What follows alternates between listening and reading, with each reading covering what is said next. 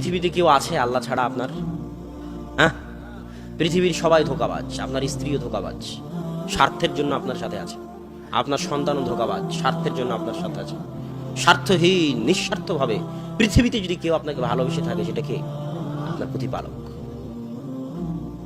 তো আল্লাহ সুবহানাহু ওয়া তাআলার এই ভালোবাসার গুরুত্ব আমাদের বুঝতে হবে এবং আমাদের উচিত যত দ্রুত সম্ভব আল্লাহর দিকে ফিরে যাওয়া। আজকেই তওবা করে আল্লাহর দিকে ফিরে যাওয়া।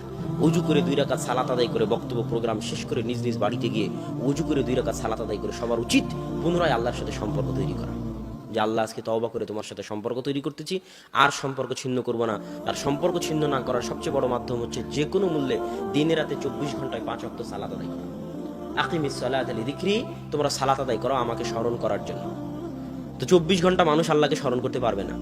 আপনারা দিয়ার অঞ্চলের মানুষ, জমি জায়গা আছে, কাজ কাম আছে, 24 ঘন্টা আল্লাহকে স্মরণ করতে পারবেন না, এটাই ঠিক। মানুষের ব্যস্ততা আছে, এটাই ঠিক, আল্লাহও জান। তো আল্লাহ বলতেছে 24 ঘন্টা যদি না পারো তো কমসে কম কয়বার? 5 বার। 5 বার আল্লাহকে স্মরণ করা কি খুব কঠিন কাজ? কোনো কঠিন কাজ নয়। সালাত আদায় করাকে আমরা নিজেরা নিজেদের উপর ভারী বানিয়ে নিয়েছি। কয় মিনিট সময় লাগে এক ওয়াক্ত সালাত আদায় করতে? উজু করা থেকে শুরু করে সালাত কমপ্লিট করতে 10 মিনিটের বেশি লাগে না।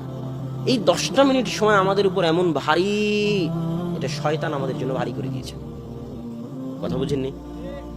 আজান হওয়া মাত্রই সালাত আদায় করার সবচেয়ে সহজ উপায়, আজান হওয়া মাত্রই সব কাজ বন্ধ। প্রধানমন্ত্রীর সাথে যদি মিটিং থাকে তো বন্ধ, তাহলে সালাত আদায় করা সহজ হয়ে যাবে। না হলে যদি মনে করেন অনেক জরুরি কাজ, আর 5টা মিনিট করি, আর 2টা মিনিট করি, আজান হয়ে গেছে আর 5 মিনিট পর দোকান বন্ধ করি, তাহলে আর সালাত ধরে রাখতে পারবেন না।